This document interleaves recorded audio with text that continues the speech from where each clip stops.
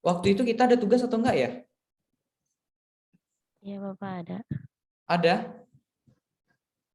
Ada ya? Ada apa? Cuma lupa Pak. Udah pada ngirim semua atau belum? Belum Pak. Pak. Enggak usah. Deadline-nya kapan sih ya? Minggu kemarin Pak. 15 Pak. Oh, tanggal 15 ya. Tanggal 15, oh masih belum ya. Ya, tanggal 15 ya. Oke. Nah, baik teman-teman. Biasanya kalau di bulan Ramadan, setelah bulan Ramadan tuh bulan apa teman-teman? Syawal. Bulan Syawal. Bulan Syawal itu biasanya waktu yang baik untuk Puasa. puasa. Lalu untuk apa lagi? Untuk Nikah. ya menikah ya. Saya belum menikah. Ya udah, doakan aja. Jadi menikah ya teman-teman ya. Ini tolong on cam ya teman-teman ya, on cam. Ini karena materi kita sangat menarik hari ini ya. Nah, jadi sunnahnya di bulan puasa itu kalau puasa katanya sama dengan 1 tahun ya. Ya, 1 tahun atau 1000 tahun ya? Ada yang tahu teman-teman kalau puasa di bulan Syawal? Puasa di bulan Syawal?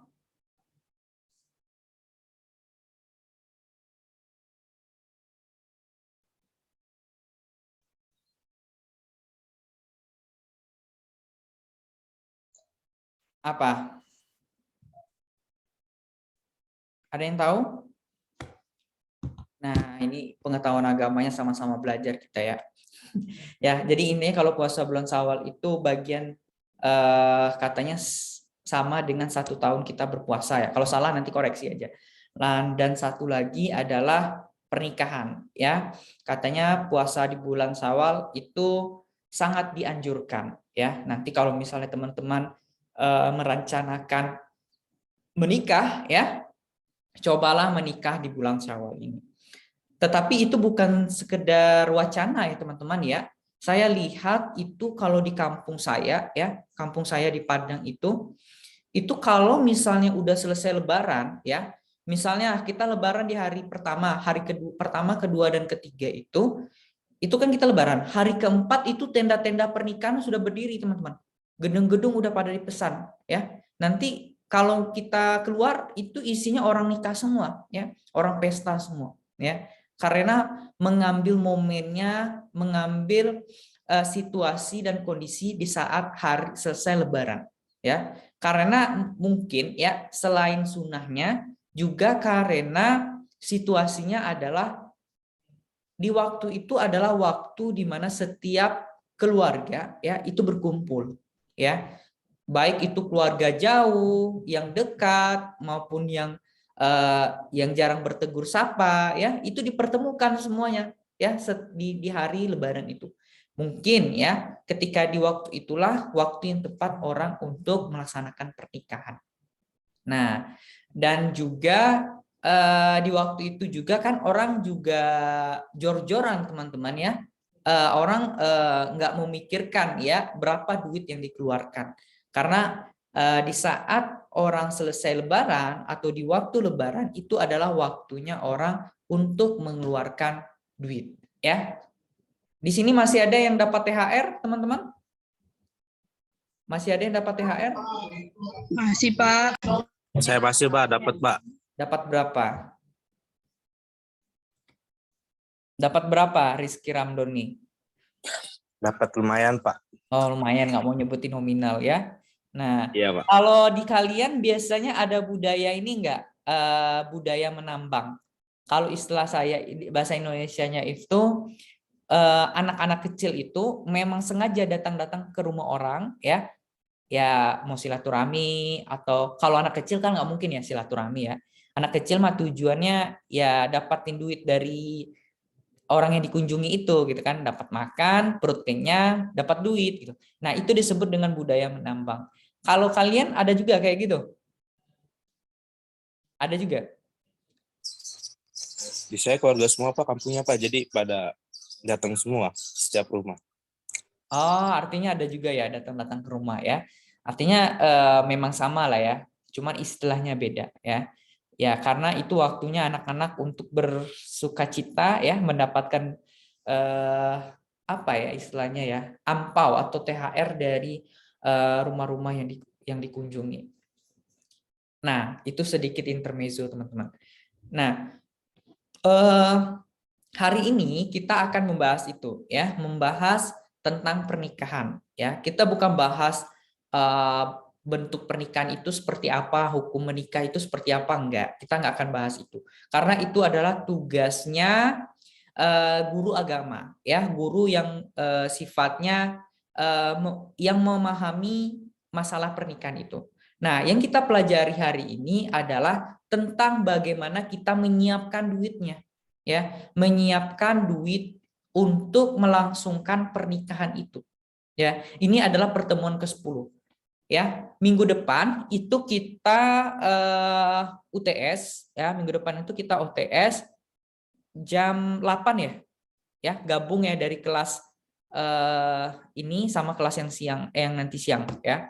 Itu materi UTS kita dari pertemuan 1 sampai pertemuan 7 ya. Pertemuan 9 yang sebelum kita lebaran sampai nanti sesudah itu untuk materi UAS ya. Jadi jangan ada bertanya lagi, Pak, materi kita tentang apa ya. Materi ujian atau UTS kita dari pertemuan 1 sampai 7.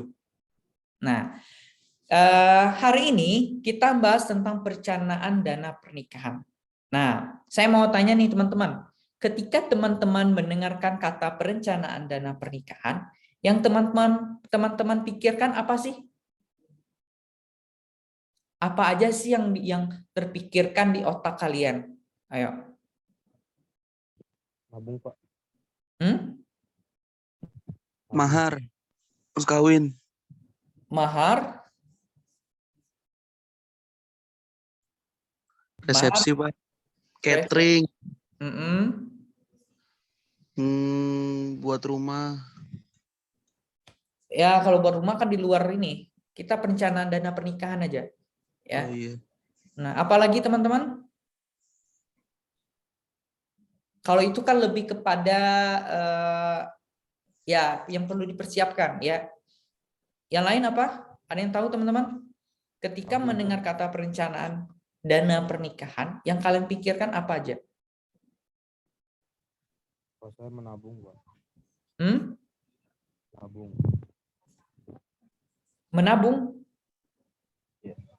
Menabung maksudnya bagaimana nih? Menabung untuk mempersiapkan hari pernikahan. Oke, baik ya. Nah, ketika mendengarkan kata perencanaan, ya, kita merencanakan hal-hal apa saja yang perlu direncanakan, yang perlu disiapkan, ya.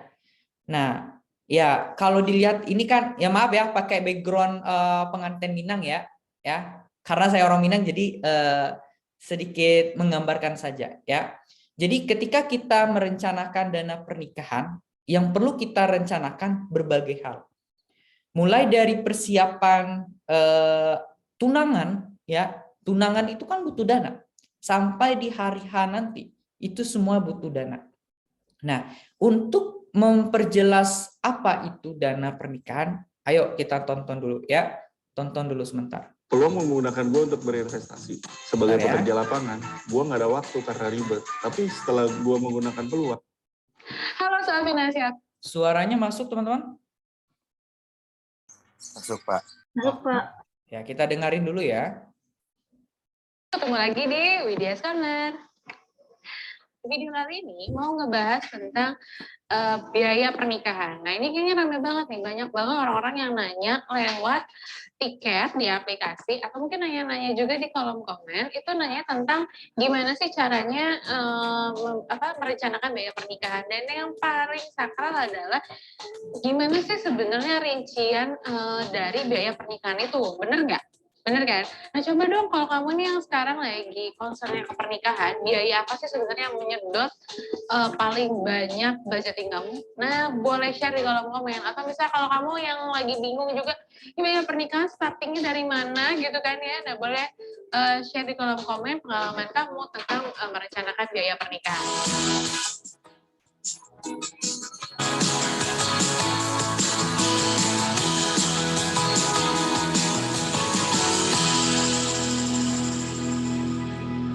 Jadi sebenarnya banyak banget orang-orang yang nggak ngerti gimana sih caranya merencanakan biaya pernikahan tersebut karena ya itu dia nggak punya pengalaman kan ini pernikahan pertama tentunya kan dan mau jadi yang terakhir dong. Oke. Nah gimana sih caranya untuk mendapatkan budget atau rincian anggaran yang realistis berapa aja sih gitu kan. Nah sebenarnya dalam pernikahan ini yang harus kamu perhatikan adalah ini sebenarnya kamu butuh budgetnya berapa gitu ya. Kamu butuh budgetnya berapa? Udah gitu apakah dari kamu dan pasangan ada constraint nggak? Misalnya ada halangan budgetnya cuma dibatasin ya sekian juta, sekian 100 juta mungkin. Jadi pertama yang pasti kamu harus komunikasikan dulu nih sama pasangan, kamu butuh budgetnya berapa. Nah, udah gitu setelah kamu tahu budgetnya, sekarang mau kasih tahu nih, sebenarnya dalam biaya pernikahan ini apa sih yang paling sakral? Yang paling sakral adalah biaya catering. Nah, menurut saya, dan saya juga pernah nih waktu pas kakak saya nikah, nah itu saya ngaturnya, saya yang arrange ya. Nah itu benar-benar yang namanya biaya catering ini menyedot paling besar. Sedangkan biaya lainnya tuh kalau bisa sih dicari vendor-vendor atau dari temen deh gitu kan, karena biasanya harga temen oke juga gitu kan.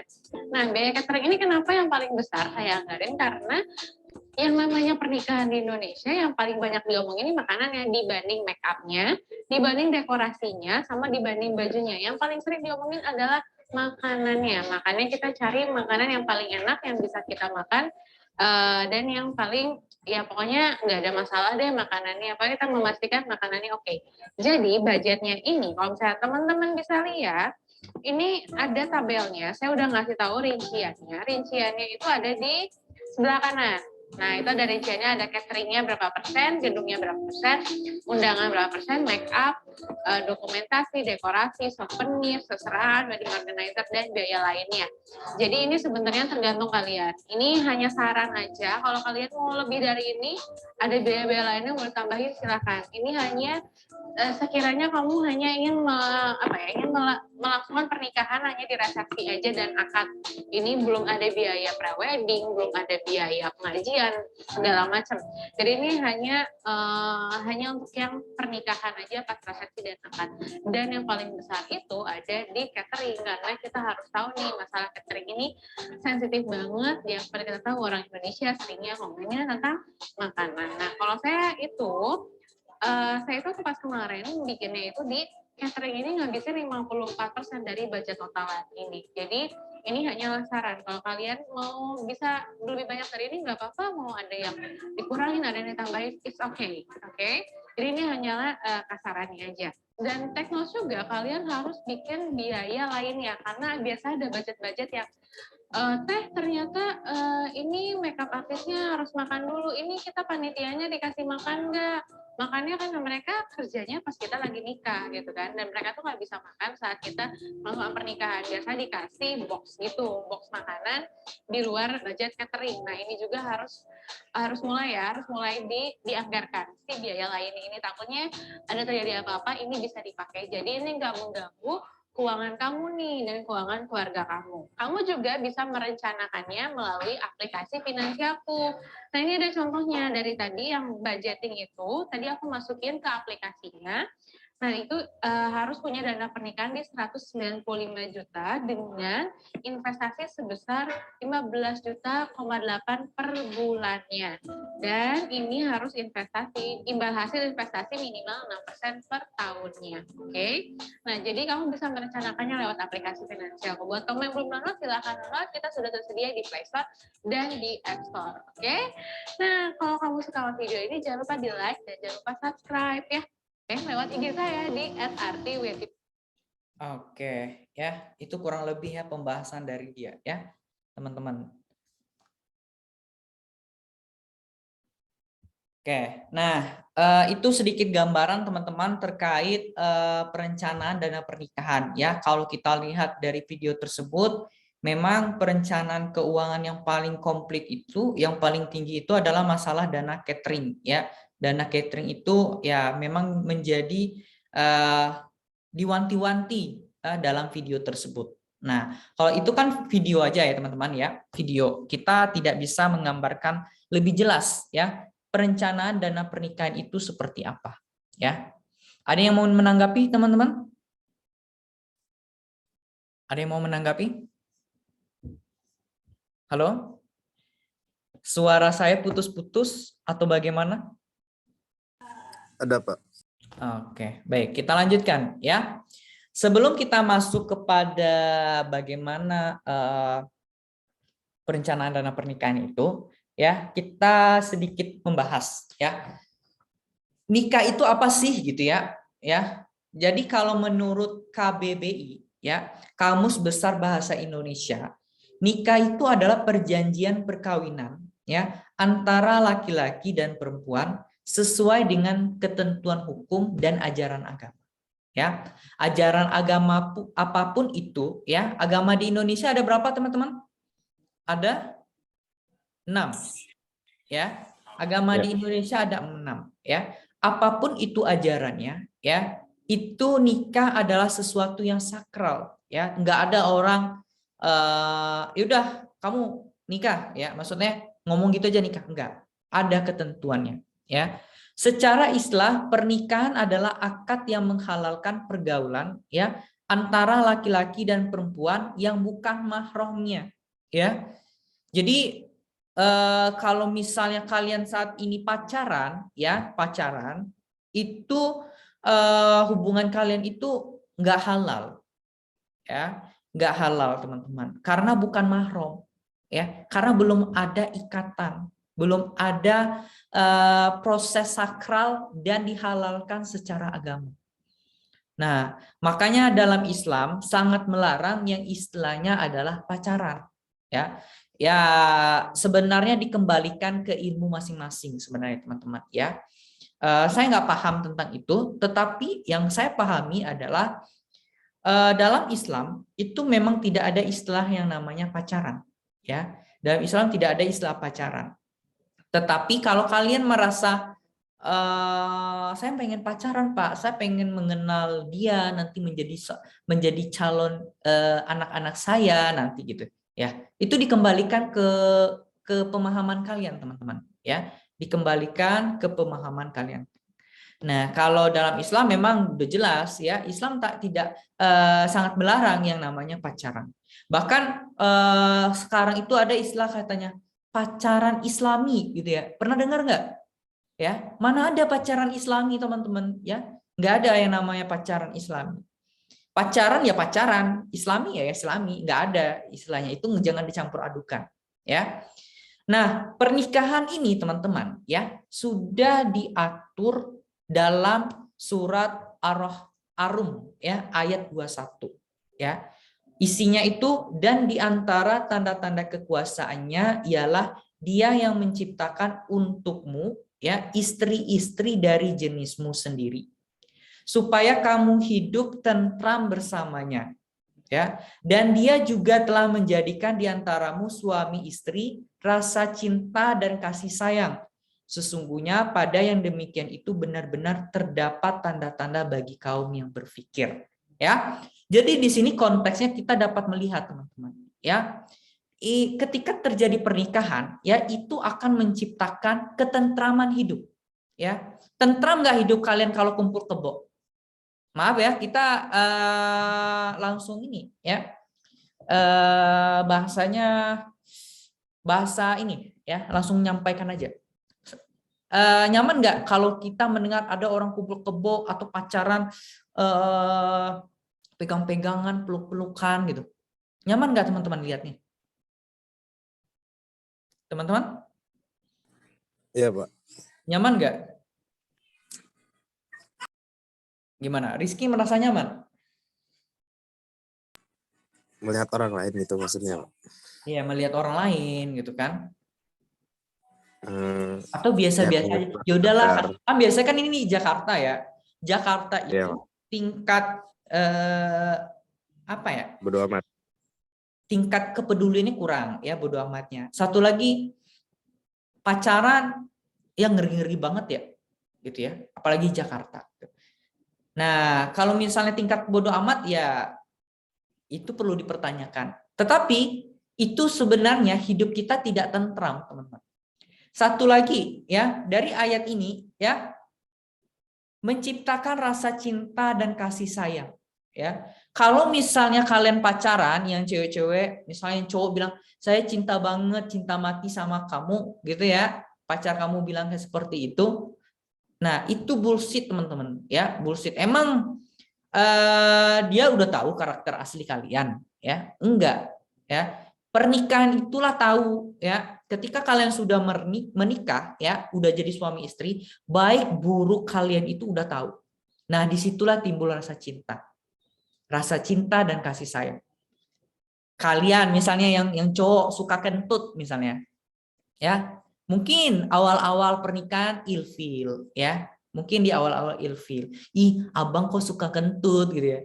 Tapi lama-lama jadi cinta, ya kan? Seperti itu. Contohnya kayak gitu, contoh buruknya gitu ya. Nah, lalu ada himbauan dari Nabi Muhammad SAW ya. Wahai para pemuda, ya, barang siapa di antara kalian berkemampuan untuk nikah, ya, maka nikahlah. Karena nikah itu lebih dari menundukkan pandangan dan lebih membentengi farji atau kemaluan. Dan barang siapa yang tidak mampu, maka hendaklah ia puasa. Karena puasa itu dapat membentengi dirinya. Ya, jelas ya teman-teman ya. Itu definisi pernikahan. Ada yang mau ditanyakan teman-teman? Ada yang mau ditanyakan teman-teman? Halo? Nggak ada apa, lanjut aja Pak. Ada yang tahu definisi pernikahan itu wajib atau tidak teman-teman? Wajib bagi yang mampu. Nikah itu apa? Wajib bagi yang mampu. Terus Mampu itu secara seperti apa sih? Mampu itu? Mampu tuh bila mampu sudah mapan gitu kan Pak. Terus apa namanya, wajib jika kayak kita udah nggak bisa nahan rasa kemaluan kita gitu Bapak. Jadi lebih baik menikah daripada kita nanti jajan. Oke, bahasanya jajan ya. Ngeri-ngeri sedap-sedap ya teman-teman ya. Di Jakarta itu teman-teman, saya punya teman juga ya, nggak usah lah saya nyebutin namanya, X ya. Dia itu teman-teman kalau secara keuangan, secara jasmani, rohani itu sebenarnya udah layak. Tapi masih ini ya, masih merasa nggak mau diikatkan dalam suatu pernikahan. Ya, dia lebih baik dalam tanda kutip seperti yang dibilang tadi, ya jajan tadi. Nah, itu nggak boleh ya. Nah, jadi hukum menikah itu banyak ya. Ada 3 nggak salah saya ya. Wajib ya seperti yang dibilang oleh Rizky tadi, wajib secara jasmani dan rohani ya. Lalu sunnah ya. Sunnah itu gimana? Dia pengen menikah ya. Dia pengen menikah, tetapi secara finansial dia belum mampu ya. Tetapi secara jasmani sudah mampu. Nah, itu jadi sunnah ya. Kamu boleh nikah, boleh tunda dulu. Ada yang haram. Ya haram ini gimana teman-teman? Menikah itu haram bagi orang yang bersangkutan. Apa contohnya? Beda agama, Pak. Ya bisa nikah beda agama bisa. Cuman yang paling penting dari hukum itu apa?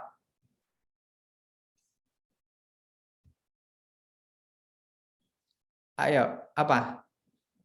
Orang gila, ya. Orang gila itu nggak wajib nikah, teman-teman, ya, karena dia ada penyakit yang menyebabkan dia ya nggak bisa menikah gitu. Jadi nggak wajib dia nikah. Jadi itu ada 3, ya. Nah, nanti kalau ada kurang ya coba ya kita pelajari lagi. Nggak salah saya dulu waktu SMA ada belajar itu juga ya. Ya lebih ke terkait masalah pernikahan ini. Ya. Selanjutnya teman-teman, tujuan pernikahan itu ya. Tujuan pernikahan itu banyak ya. Yang jelas itu tujuannya murni suci adalah untuk kedua belah jenis kelamin, baik itu laki-laki maupun perempuan ya. Pertama adalah memenuhi kebutuhan dasar manusia ya. Udah jelas ya, setiap manusia ya yang hidup di muka bumi ini membutuhkan pasangan ya, membutuhkan naluri untuk berkembang biak, untuk bertumbuh. Itu lumrah teman-teman ya. Untuk menyalurkan itu semuanya Allah sudah mengatur ya, diatur dalam suatu pernikahan ya. Maka terjadilah yang namanya kebutuhan dasar manusia itu ya. Yang kedua adalah untuk mendapatkan kehidupan tenang ya. Udah jelas ya. Kalau misalnya orang itu pacaran, pegang-pegangan atau kumpul kebo atau melakukan zina dan sebagainya sejenis namanya, itu kan tidak tenang, teman-teman, tidak tenang. Dengan adanya pernikahan, itu hidupnya akan menjadi tenang. Selanjutnya adalah menjaga akhlak ya. Apa contohnya teman-teman? Orang yang sudah menikah itu akan menjaga akhlak. Ayo, ada yang bisa ngasih contoh nggak? Ayo. Ayo teman-teman. Menjaga akhlak, gimana tuh? Tujuan menikah itu adalah menjaga akhlak. Gimana?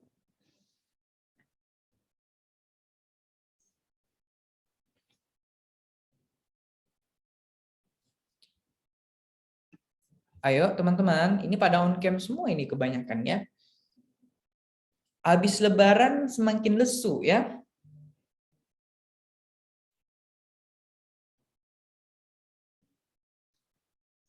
Ayo teman-teman.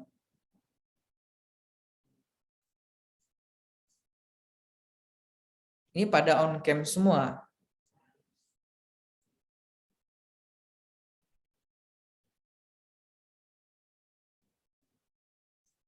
Ayo, ada yang bisa? Saya mau nanya dong sama Devi Wahyuni. Devi Wahyuni. Mana Devi Wahyuni?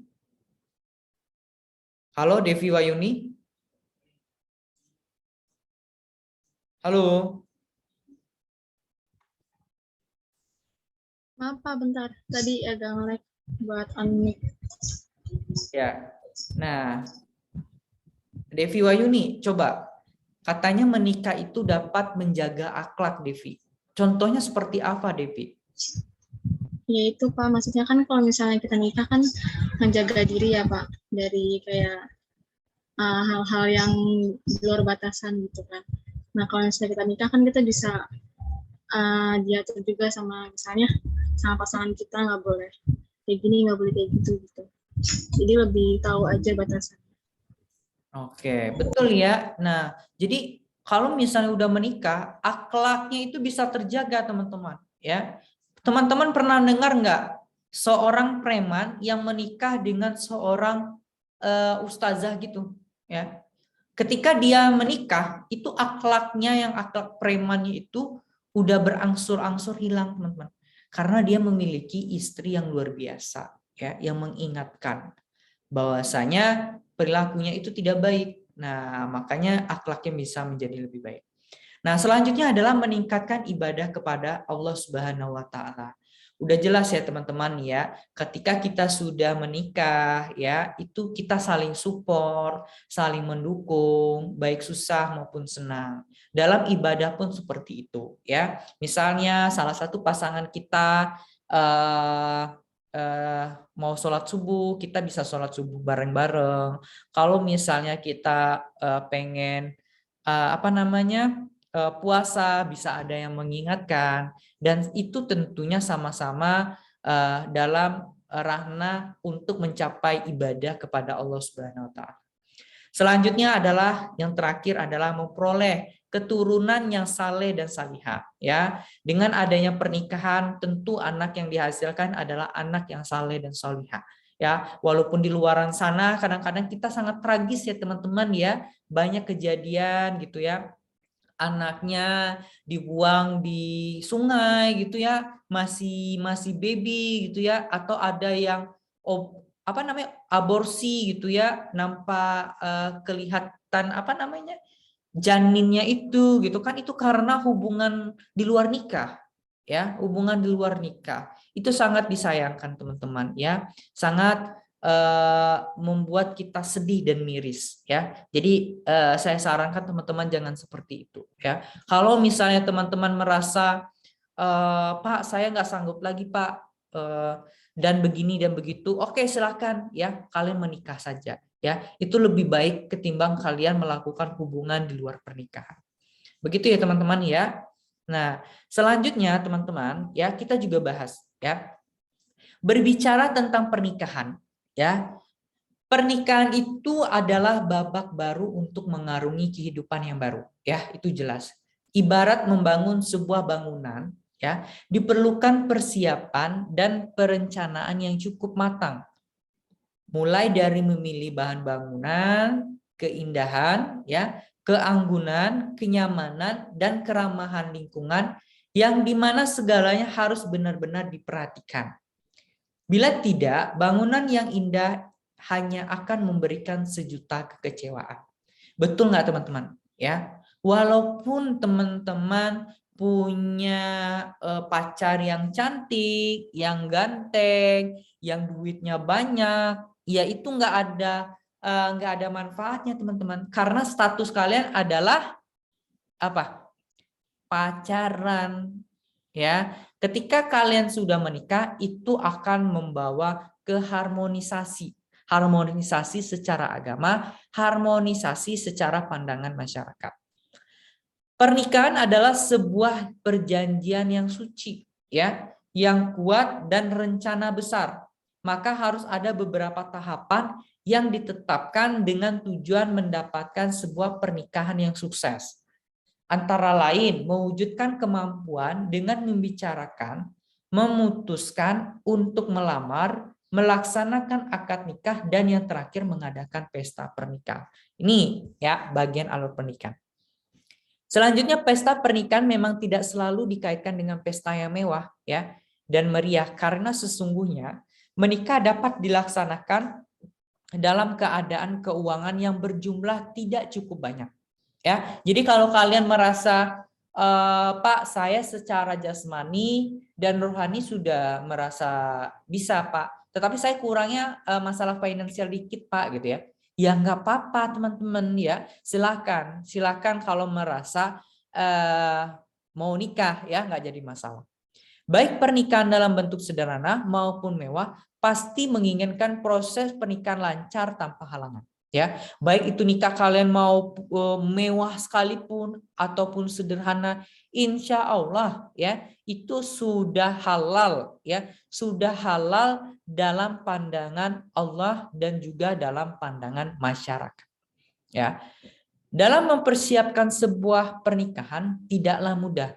Butuh persiapan yang harus dilakukan sebelum pesta pernikahan diselenggarakan dengan sungguh-sungguh. Jadi ada ya persiapannya. Jangan mikir Pak saya pengen nikah ya, saya pengen nikah Pak di KUA aja Pak gitu ya, biar nggak ada biaya ya. Itu menurut kalian, menurut kamu aja. Tetapi kan biasanya orang tua kan itu pengen pesta juga teman-teman. Betul nggak teman-teman? Ya enggak? Kadang-kadang dua keluarga itu misal gini nih, saya pengen nikah nih ya, saya pengen nikah Beb, kita nikahnya di KUA aja ya gitu ya misalnya. Oh oke gitu ya, oke, dua insan ini udah oke. Tetapi ada yang mereka lewatkan. Apa itu teman-teman? Yang mereka lewatkan apa? Halo, teman-teman? Halo, yang mereka lewatkan adalah orang tua kedua belah pihak. ya. Mereka nggak nanya dulu, ya. Mungkin orang tuanya pengen anaknya nikahnya dipestain, gitu. Ada pesta, baik itu pesta adat, gitu ya. Itu harus dipertanyakan juga supaya senang sama senang, ya. Nikah itu sebenarnya bukan masalah kalian nikah toh di KUA udah jadi, bukan. Nikah itu menyatukan dua keluarga, ya. Apalagi menyatukan dua budaya, ya. Misalnya budaya Minang dengan budaya Sunda, ya itu kan berbeda. Ketika ada sebuah pernikahan itu mereka akan saling mengenal. Ketika ada pesta mungkin itulah yang mereka inginkan, begitu. Itulah kalau kita berbicara tentang pernikahan, ya. Ada yang mau ditanyakan teman-teman? Silakan, ayo. Ada yang mau ditanyakan? Nggak ada, Pak. Kalau kelas yang ini kau lebih adem gitu ya, maksudnya adem diem gitu ya. Kalau di kelas 1 lagi itu mereka lebih banyak bertanya loh, kalau saya lihat. Ayo, yang mau bertanya silakan, tanyalah.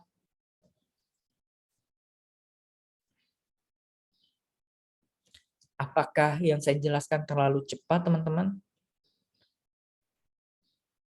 Terlalu cepat atau tidak mengerti? Pak, kedengaran suara saya. Oh ya, terdengar. Silakan. Mau nanya apa? Kalau bagi yang perempuan yang mungkin tidak bisa memasang keturunan tuh bagaimana memperoleh? Itu bagaimana, Pak? Misalnya kan untuk mewarisi ke keturunan nanti, tapi ketika perempuan itu mungkin mandul atau nggak bisa menghasilkan keturunan gitu, Pak. Oke, ya. Saya sebenarnya kurang paham juga, teman-teman. Tapi kita ngambil dari pengalaman teman-teman saya, ya. Bukannya kalau misalnya kita pengen menikah itu kan ada istilahnya screening, ya. Screening, cek kesehatan, ya. Kita cek di rumah sakit gitu ya. Nanti ada namanya program pernikahan gitu ada. Nanti calon istri maupun calon suami itu mereka akan dicek seluruhnya, ya. Apakah kemungkinan terburuk ada enggak gitu ya. Oh, nanti pasangannya ini enggak punya anak atau apa, mohon maaf gitu ya, misalnya kayak gitu. Oh, atau bagaimana, itu nanti ada. Diagnosisnya ada, ya. Jadi itu tentu akan dibicarakan. Mulai dari semuanya. Misalnya sampai HIV segala, ya. HIV korban atau apa penyakit kencing manis dan sebagainya itu ada nanti disampaikan. Nah, kalau misalnya penyakit nggak parah, oh mungkin bisa diobati atau apa gitu. Itu pasti ada, ya. Karena zaman sekarang itu kan udah canggih, ya, Atia, ya, udah canggih. Karena orang menikah ya bukan sekedar untuk menyalurkan nafsu belaka, tetapi ada tujuannya. Ada tujuan murni di balik itu semua. Ya, tentu orang ketika pengen menikah, dia pengen pasangannya itu sehat secara jasmani. Ya, itu kan kalau keturunan itu kan keturunan subur atau enggak itu kan jasmani, ya. Itu satu. Lalu kedua ada sehat rohani. Nggak mungkin kan kalian nikah sama orang yang gila gitu kan? Nggak mungkin kan? Ya, tentu rohaninya sehat, pola pemikirannya sehat, ya. Itu juga diperhatikan. Begitu Atia. Ya. Oke, ada yang mau ditanyakan lagi teman-teman? Terima kasih, Bapak. Oke, ada yang mau tanyakan lagi?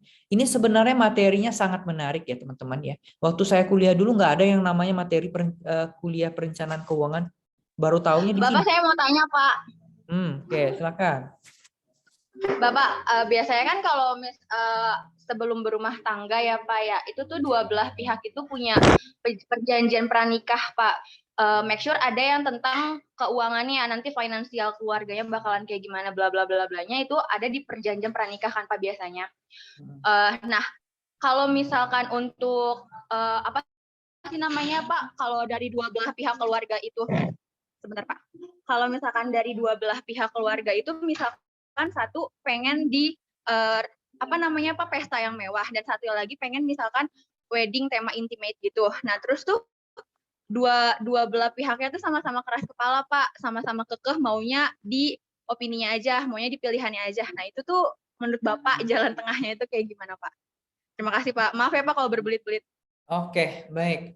Ya, ini istilahnya kan udah resmi ya. Cuman menentukan masalah pendanaan biaya pernikahan ya. Sebenarnya pembahasan kita lebih lanjutnya nanti akan dibahas ya. Tetapi intinya ketika permasalahan seperti itu gitu ya, kukuh keduanya ya. Yang satu pengen konsepnya seperti ini, yang satu konsepnya seperti ini. Yang dilakukan adalah ya kita pikir dulu. Yang memutuskan itu kan kalian berdua ya. Ya, yang memikirkan masalah duitnya itu adalah kalian berdua yang akan menikah gitu ya. Kalian mau konsepnya seperti apa, duitnya ada enggak? Kalau duitnya nggak ada, jangan neko-neko, jangan pengen yang kayak gini dan begitu gitu. Itu jangan ya. Ketika dua keluarga bilang, oh kamu kayak gini. Kalau misalnya duit kalian ada, silakan kalian melaksanakan pernikahan dengan dua budaya boleh, gitu ya. Tetapi kalau merasa duitnya kurang, ya sampaikan aja duit kalian segini. Kita nggak bisa nggak bisa menurutkan kehendak gitu, duitnya terbatas ya. Insya Allah kedua keluarga itu ya paham lah ya gitu. Untuk lebih jelasnya nanti kita bahas ya, Anissa ya, begitu ya. Oke Bapak, makasih banyak ya Pak. Oke, nah kita lanjutkan dulu ya. Nah ini kita masukin ya, kita masuk lagi. Nah teman-teman ya, ketika kita berbicara pernikahan ya, ada persiapan ya jelang pernikahan yang perlu kalian lakukan ya. Bisa jadi nih kalian habis nikah, nanti Pak saya pengen habis nikah nih Pak, saya pengen langsung nikah nih ya, saya pengen kawin Pak dengan pacar saya Pak gitu ya, saya nggak sanggup lagi Pak lama-lama menjalani dosa gitu ya, misalnya seperti itu. Nah jadi ini perlu kalian perhatikan baik-baik nih, yang perlu kalian persiapkan jelang pernikahan yang perlu dilakukan. Pertama adalah persiapan moral. Ya.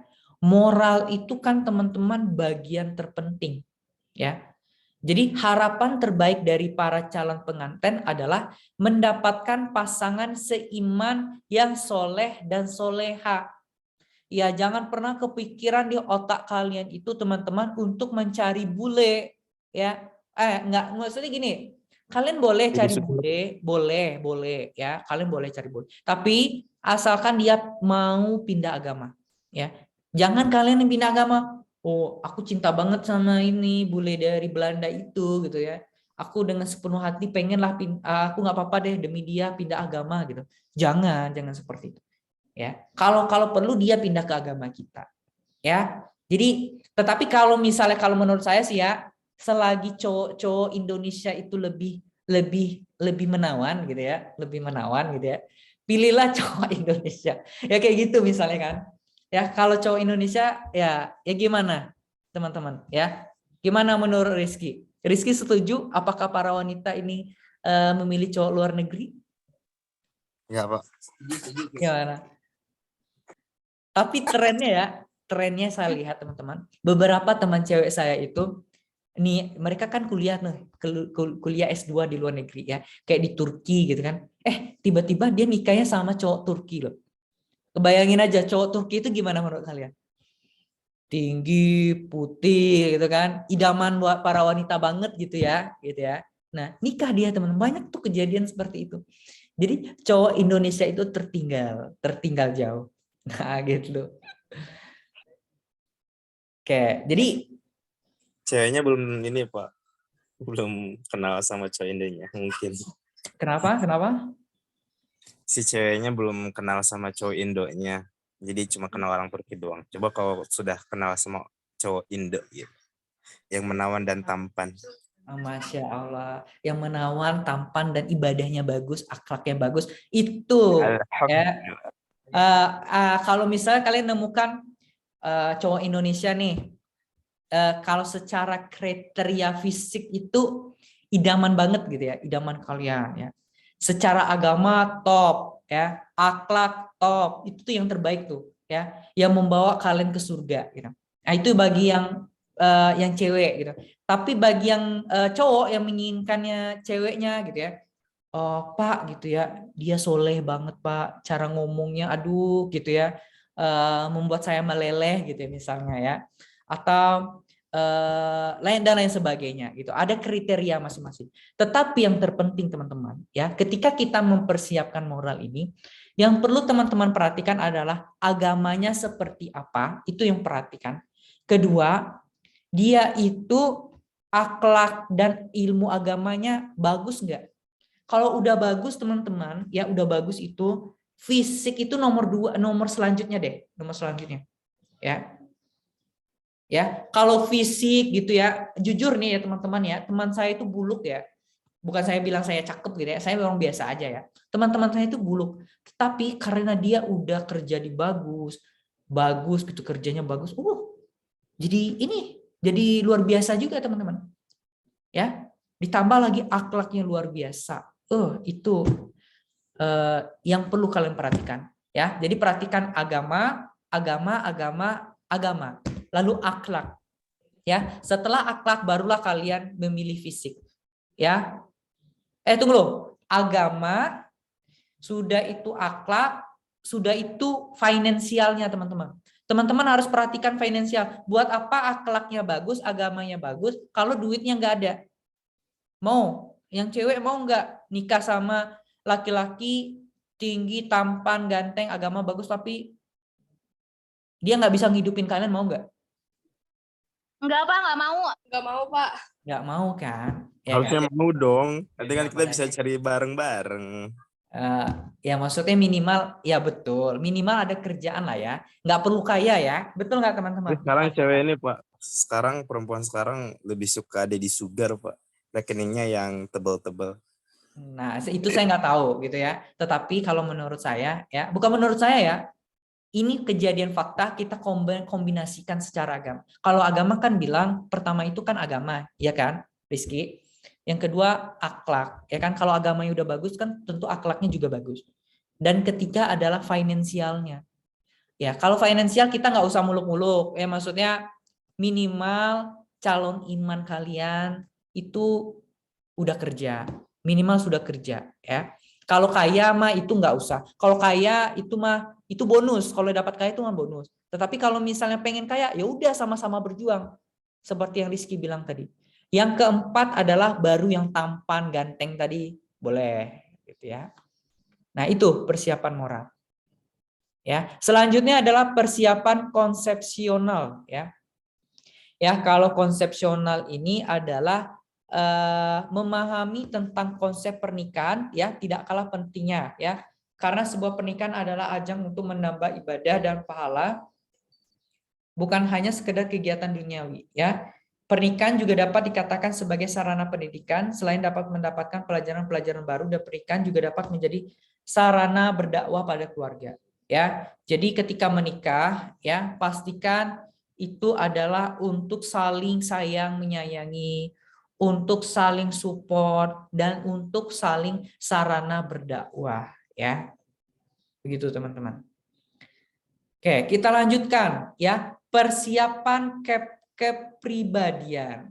Ya, kalau persiapan kepribadian ini teman-teman harus lihat ya, secara pribadi ini calon istri kita ini gimana? Apakah dia baik nggak tingkah lakunya? Kalau bertutur kata dengan orang tua menyenangkan hati tidak? Kalau berbicara dengan orang lain gimana? Nah, itu harus diperhatikan karena kepribadian itu nomor 1, teman-teman. Lalu adalah persiapan fisik, ya.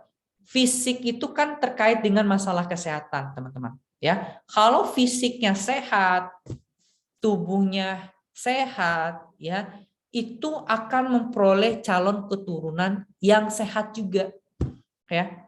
Kalau fisiknya lemah gitu ya, gimana mau memperoleh keturunan yang kita inginkan gitu, sementara dia mengalami tanda kutip ada penyakit gitu ya, nggak mungkin gitu ya. Nah itu harus diperhatikan juga. Selanjutnya, nah ini persiapan harta ya, harta itu harus dipersiapkan ya, baik itu kewajiban seorang suami adalah menafkahi istrinya. Ya, menafkahi istrinya. Sementara tugas istri adalah mengelola keuangan. Lalu ada timbul pertanyaan, ya. Pak, bagaimana ceritanya kalau misalnya calon istri saya itu juga kerja, Pak. Ya, kalau kamu merasa dia punya potensi untuk bekerja, ya kadang kamu mempersilahkan untuk dia bekerja, ya silakan. Tetapi ada beberapa keluarga yang tidak menginginkan istrinya bekerja, teman-teman. Oh, kamu di rumah aja, kamu jaga anak-anak aja, kamu laksanakan aja kewajiban kamu. Oh, itu silakan kembalikan kepada suami istri tersebut. Jadi silakan bicarakan. Dan selanjutnya adalah persiapan sosial, ya. Ya, kalau secara sosial ya itu udah pasti, teman-teman. Hidup manusia itu tidak lepas dari namanya kehidupan sosial. Jadi ini yang perlu diperhatikan. Oke, ada yang mau ditanyakan, teman-teman? Silakan. Ayo, yang mau bertanya. Ayo, teman-teman.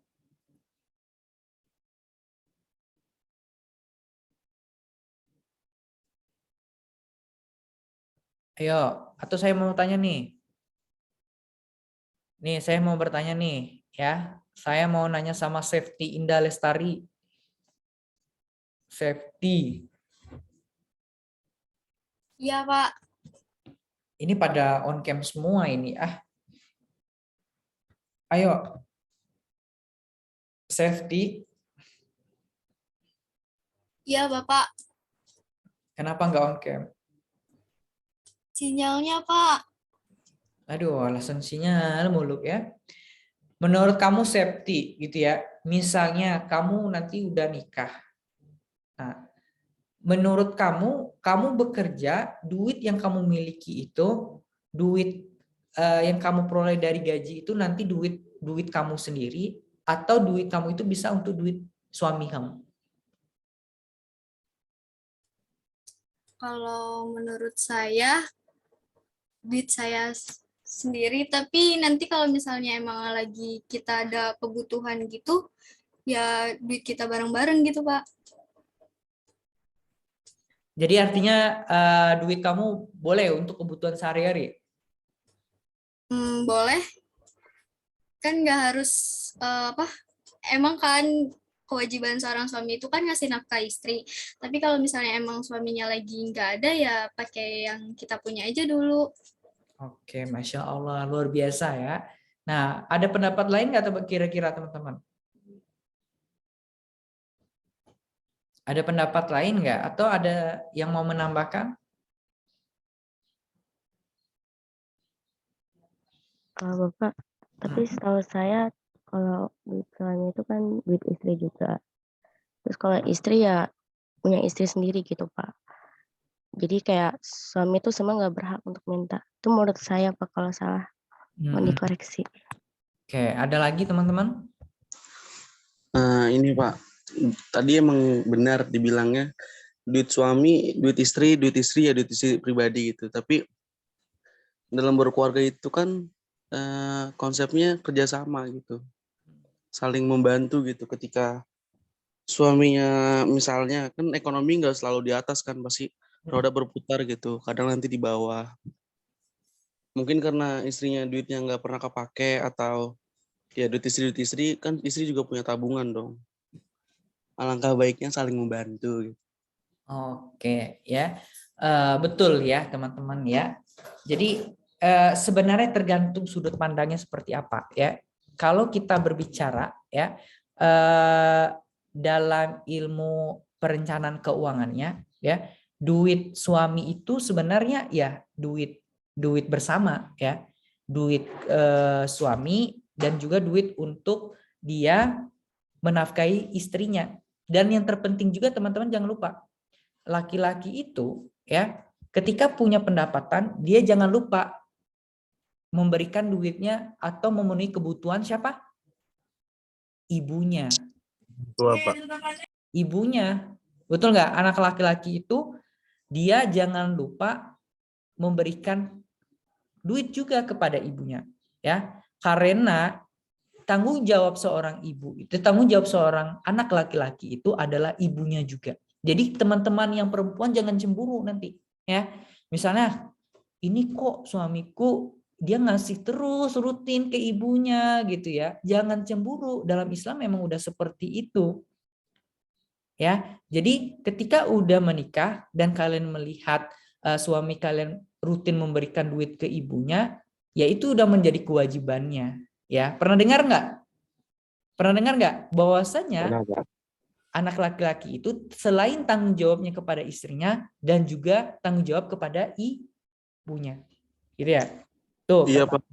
Kalau anak laki sampai meninggal, kalau anak perempuan sampai dia menikah tanggung jawab suaminya. Nah iya, kalau misalnya anak perempuan itu tanggung jawab orang tuanya cuman sampai menikah, udah terjadi akad, ya itu dikembalikan kepada suaminya.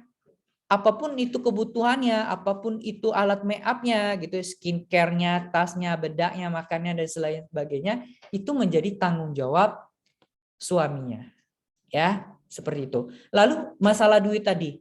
Kalau duit istri itu, Pak, nanti kalau dia penghasilan duitnya untuk siapa? Ya, sebenarnya itu duit istri aja ya. Suami nggak ada punya hak gitu. Tetapi kalau misalnya istrinya merasa lihat suaminya kekurangan atau suaminya butuh modal, ya istri yang baik tentu akan memberikan apa? Selain memberikan support dukungan, dan itu juga melalui support apa?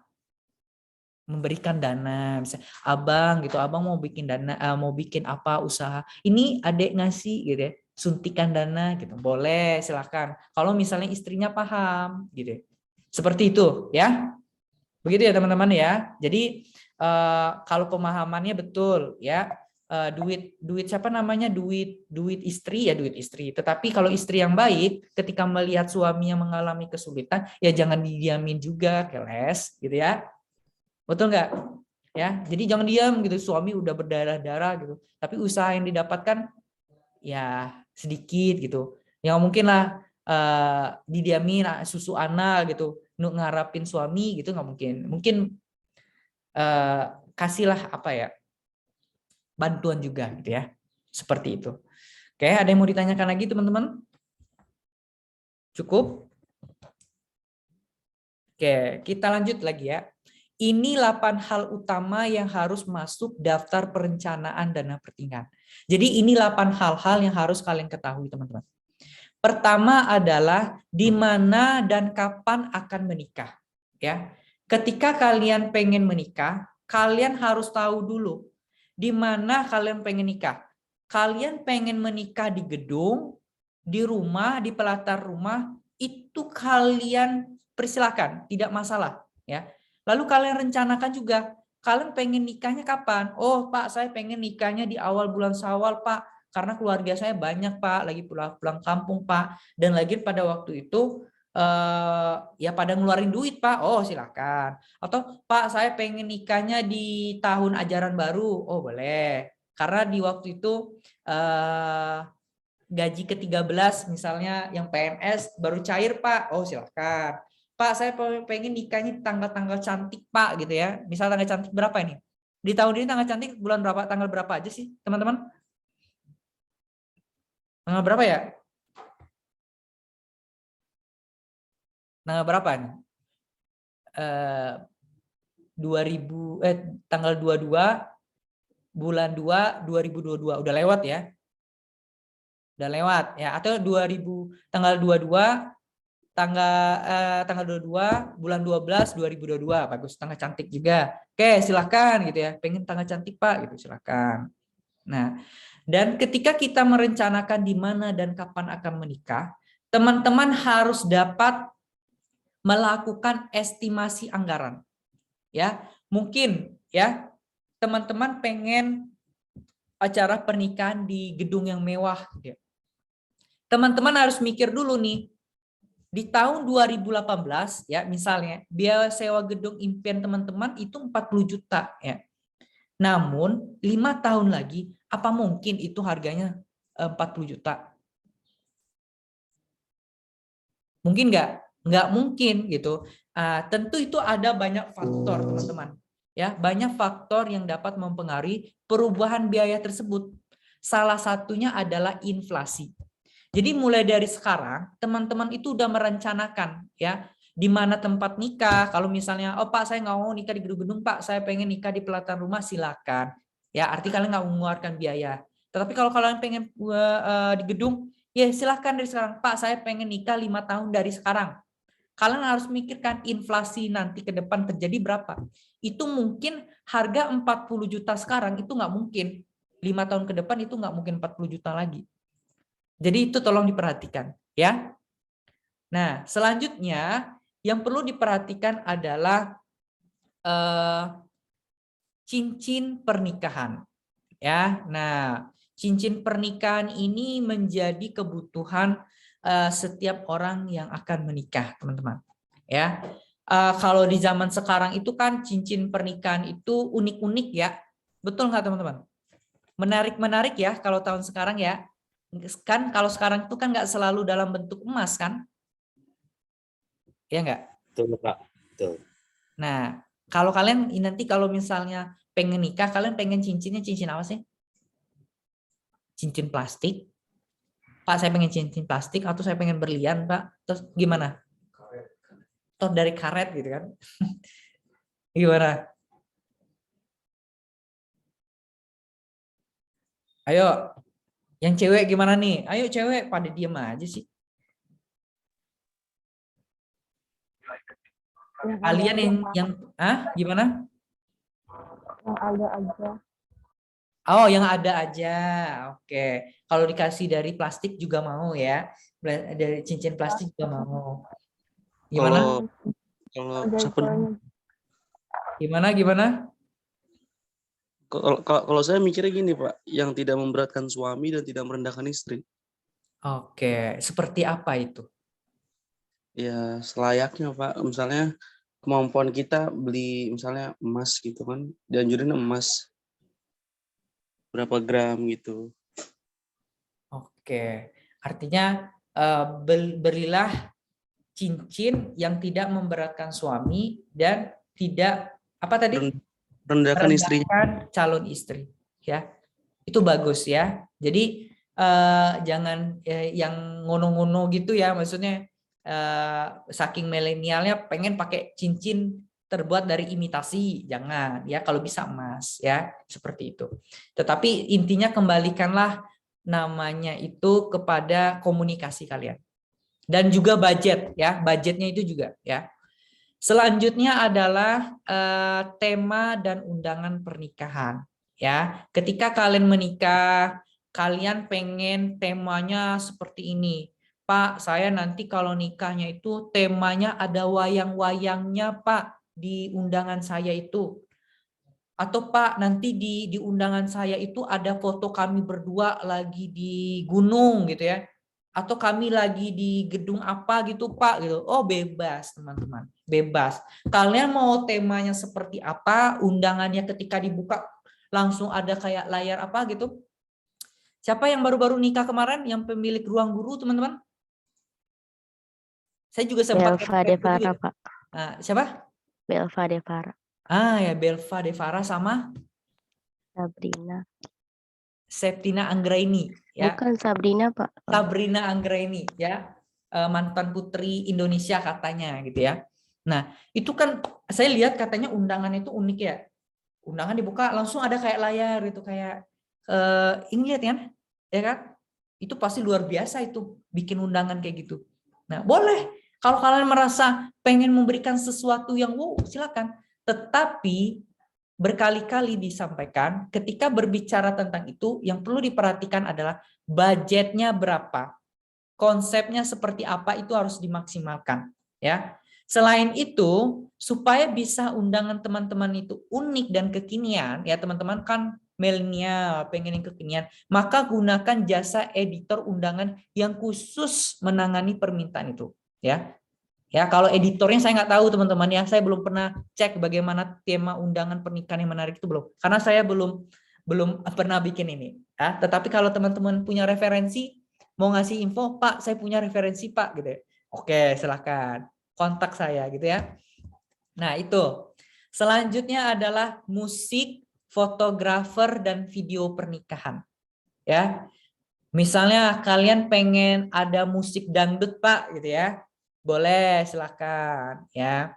Atau kalian pengen fotografer yang handal, boleh. Atau Pak, saya nggak perlu pakai musik-musikan Pak. Saya pengen biasa-biasa aja. Atau kalian, Pak, saya pengen musik-musik kasidah gitu Pak ya. Nasyid ya, boleh gitu ya.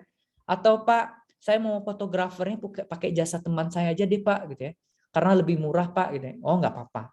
Karena kalau bisa teman-teman, ketika kita berbicara masalah musik, fotografer, dan video pernikahan, itu kan bukan sesuatu yang diwajibkan. Ya enggak?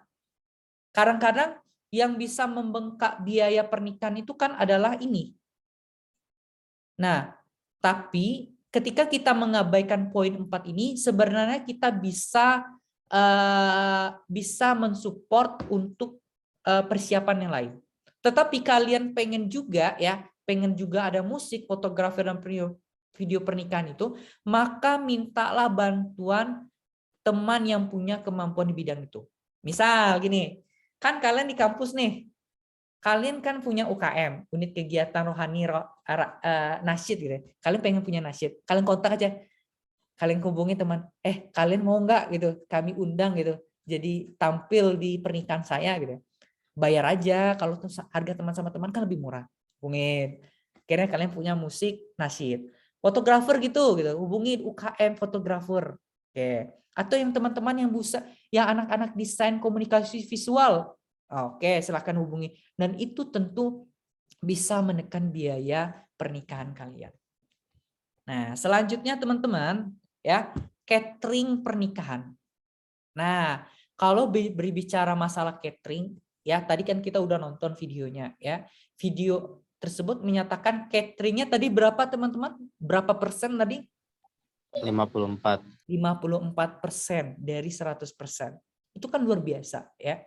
Ya, setengah, lebih dari setengah, ya. Luar biasa untuk catering aja, teman-teman. Ya.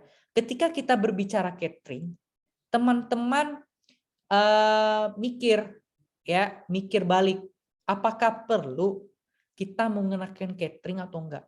Kalau di kampung saya, teman-teman ya, di kampung saya itu kalau nikah mana ada orang pakai catering itu, teman-teman.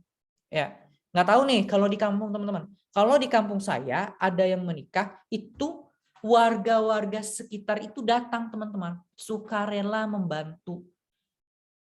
Sukarela membantu bikinin ini, ada yang bikin rendang, ada yang bikin ayam bumbu, ada yang bikin apa dan lain sebagainya. Itu pada datang membantu, saling bahu membahu, gotong royong. Nah, jadi itu biasanya menekan. Biasanya kalau di kampung-kampung itu budaya gotong royong itu masih ini ya, gitu ya. Saya nggak tahu nih kalau kalian yang anak kota di Jakarta gitu ya, apakah budaya gotong royong itu masih ada? Masih ada nggak? Nggak ada, Pak. Masih, Pak. Masih. Kampung siapa yang ada kayak gitu? Kalau nikah ada warganya mau bantu. Di mana itu? Rempoa masih ada, Pak, kadang. Siapa tadi? Minit, Pak. Di mana? Rumah saya juga kadang masih suka ada yang rewang, Pak. Oh, rewang itu yang bantu gitu ya, istilahnya ya? Iya, Pak. Ya. Iya, di mana itu? Di mana? Rempoa, Pak. Rempoa. Rempoa ini di mana sih? Tangsel, Pak. Tangsel. Tangsel. Oh, Tangerang Selatan. Oke. Ada lagi nggak? Di mana? Yang di Jakarta, di pusat kota ada nggak? Setahu saya kayaknya nggak ada di pusat kota Jakarta. Di Kota nggak ada, Pak. Di mana? Di Jaksel nggak ada. Di Jaksel nggak ada ya? Mungkin karena udah kota tuh biasanya mereka ya siapa lu siapa gue aja ya. Mereka nggak peduli gitu ya. Karena orang di kota itu kan pada pendatang semua ya. Ya siapa yang nikah gitu. Kadang-kadang orang di sebelah rumah itu lagi pesta, kan nggak tahu itu siapa yang nikah gitu kan. Jadi makanya orang kota itu lebih milih menggunakan catering ya. Apalagi kalian generasi-generasi yang hidup tinggal di kota, ya mau tidak mau ketika kalian menikah nanti ya kalian harus menggunakan catering ini. Tetapi kalau kalian masih menggunakan budaya gotong royong, ya udah kalian panggil aja saudara-saudara kalian di kampung. Ayo bantu kita masak gitu. Cuma saya mikir bingung juga ya. kalau misalnya kalian pesta gitu ya di rumah gitu kan nggak mungkin juga ya. Soalnya lahannya juga nggak ada, sempit ya, di kawasan padat penduduk gitu ya. Beda hal kalau di kampung ya. Kalau di kampung saya itu mana ada yang pakai gedung-gedung gitu. Ya jarak satu rumah ya lahannya gede, lapangannya gede, langsung dirikan tenda di situ. Gitu ya. Enaknya kayak gitu. Gitu. Artinya kalian effortnya lebih ini lagi teman-teman. Lebih apa? Lebih luar biasa. Jadi kalau menikah kalian harus menyiapkan sewa gedung, catering. Nah, itu yang perlu diperhatikan. Nah, selanjutnya kostum mempelai dan keluarga. Ya, kalian mau kostum seperti apa? Atau kalian pengen, Pak, saya nggak mau deh Pak pakai baju sewaan Pak. Saya pengen langsung dijahit oleh desainer terkenal Pak. Oh silakan gitu ya. Nggak dilarang. Asalkan ada apa teman-teman? Budget. Duit. Ada budget, ada duitnya.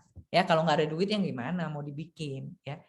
Atau Pak, saya pengen budget aja Pak, pengen menurunkan budget saya pengen sewa. Oh ya udah pakai sewa aja boleh. Jadi kostum mempelai ya itu juga berhubungan dengan lokasi resepsi dan waktu pelaksanaannya. Jadi jangan ini ya lokasinya udah tahu nih, tetapi kostumnya belum ada ya. Kostum yang cocok digunakan untuk semua waktu karena lebih ringan dan santai. Namun ada juga jenis pakaian khusus untuk dipakai waktu tertentu karena memiliki filosofi budaya. Nah, jadi ketika kita berbicara masalah kostum ini, ya kita kembalikan juga. Kadang-kadang kan kalau ada dua budaya itu kan orang tuanya minta, ya misalnya budaya Minang sama budaya Jawa gitu ya nikah gitu ya. Ya mereka nggak pengen ini gitu. Saya pengen kedua belah pihak menyelenggarakan pakai dua adat gitu. Oh silakan, nggak apa-apa gitu. Atau kalau mau ada yang salah satu pengen mengalah, boleh gitu. Intinya komunikasi juga, ya. Selanjutnya yang perlu dipersiapkan adalah jangan lupa mahar dan bulan madu, ya. Maharnya jangan lupa, ya. Mahar yang dapat menghargai pasangan, baik itu mempelai pria maupun wanita. Karena pada filosofinya yang penting itu adalah pilih mahar yang sesuai dengan karakter. Tetapi jangan terlalu murah dan juga jangan terlalu mahal.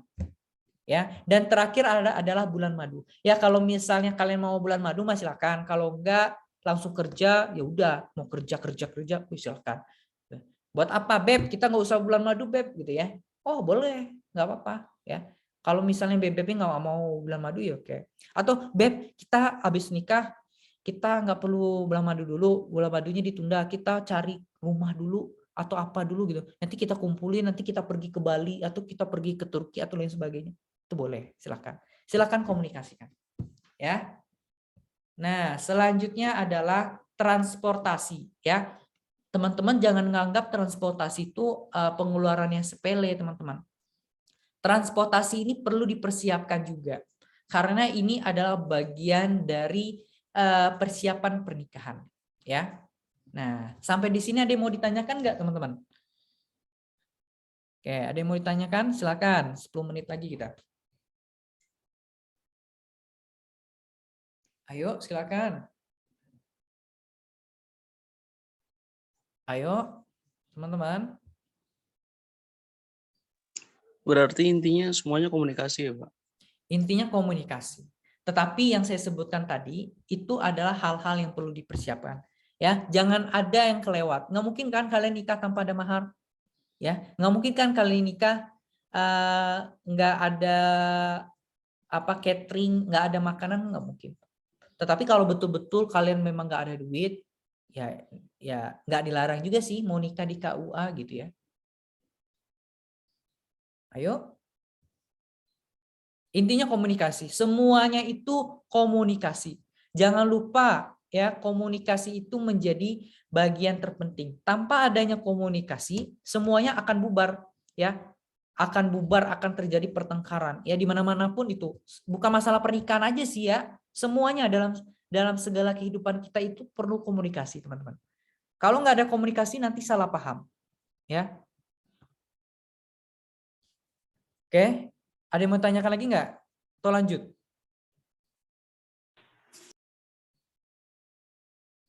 Ayo, mau bertanya silakan. Cukup ya.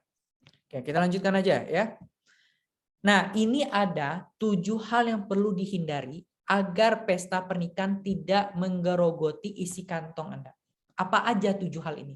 Ya, pertama, ya, kalau teman-teman pengen menikah, ya, teman-teman itu coba ya menyewa gedung jangan yang terlalu mahal, ya. Carilah gedung yang murah, ya, yang murah dan itu bisa menurunkan harga dari budget pernikahan kalian. Selanjutnya adalah menikah pada hari weekend.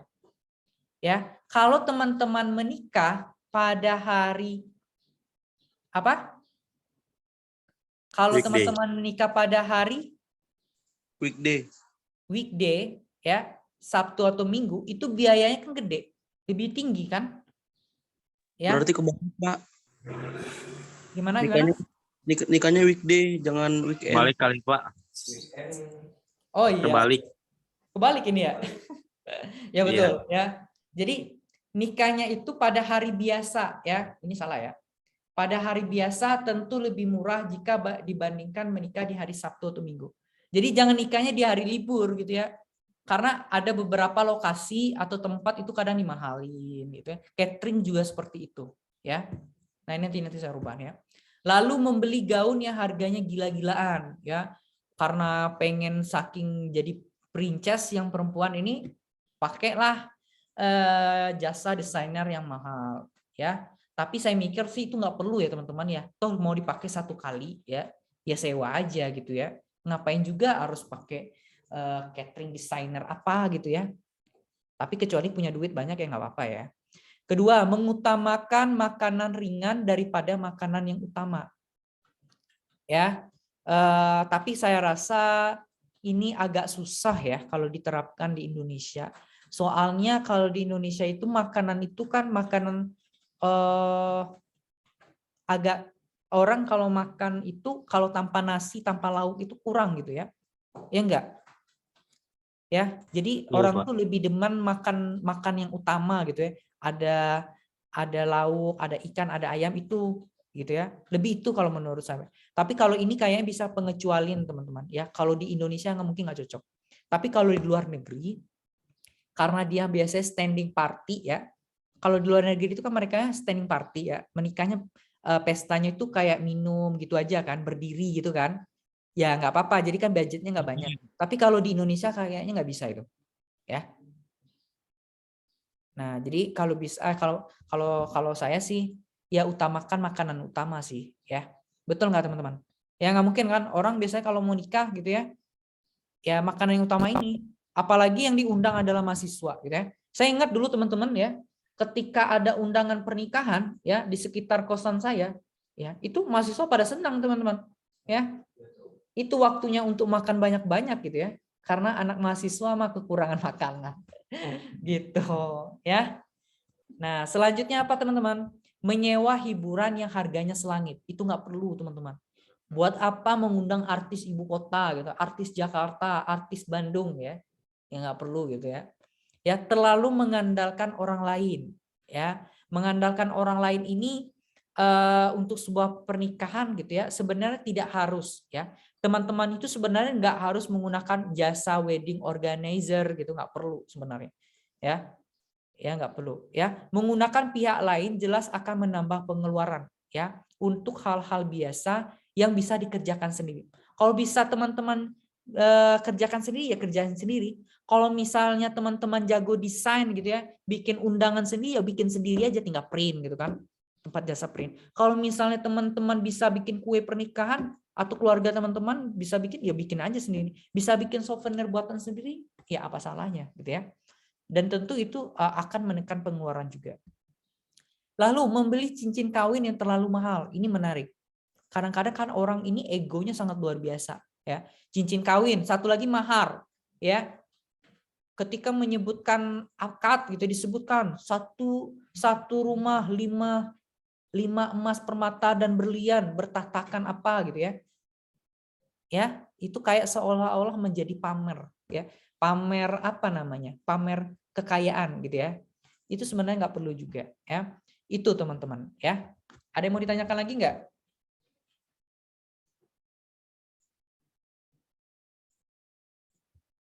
Gimana? Nggak ada. Nah, selanjutnya ini ada 8 tahapan perencanaan pernikahan impian. Ya. Ini lebih kepada timingnya teman-teman ya, waktu-waktu pentingnya gitu ya. Jadi kalau misalnya teman-teman mau nikah ya, itu jangka waktunya 16 sampai 9 bulan sebelum pernikahan. Ya, yang perlu teman-teman lakukan adalah coba ya baca gitu ya, baca buku atau majalah yang berisi tahapan perencanaan pernikahan ya. Jangan sepele ya teman-teman ya. Ini kadang-kadang orang-orang ini banyak menganggap sepele, padahal itu akan sangat membantu gitu ya. Membaca itu akan memberikan inspirasi teman-teman ya. Apakah inspirasi masalah konsep pernikahan, konsep pesta dan makanan. Lalu menentukan anggaran pernikahan juga ya. Pikirkan kira-kira berapa sih uang yang akan teman-teman keluarkan sampai pesta itu berakhir. Rinci secara garis besar berapa sih kira-kira anggaran yang bisa Anda keluarkan, seperti untuk pelaminan gitu ya, untuk rias pengantin, sewa gedung, makanan dan mencetak undangan. Lalu yang terakhir di tahapan 6 sampai 9 bulan ini ya, kalian bikin list gitu ya. Kira-kira yang akan kalian undang itu siapa aja? Ya, misal coba di list dulu. Takut lupa nanti ya, takut lupa. Kalau misalnya dadakan kan nanti takut lupa ya. Di list, oh saya pengen ngundang saudara saya yang ada di Papua. Saya pengen undang saudara saya yang ada di Malaysia dan sebagainya. Takut lupa gitu, di list dulu. Lalu pikirkan ya, undangan ini mau disebar ke siapa aja gitu ya. Yang saya bilang tadi, ke keluarga kah, ke teman, ke pasangan Anda, dan sebagainya. Nah, lanjutnya tentukan hari pernikahan. Ya. Kan kalau waktu hari pernikahan itu kan ditetapkan ketika tunangan ya. Iya nggak teman-teman?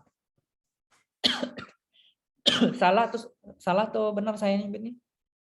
Ketika orang tunangan itu biasanya ditetapkan ya nggak? Pernikahannya kapan, ya kan? Nah, itu ditentukan.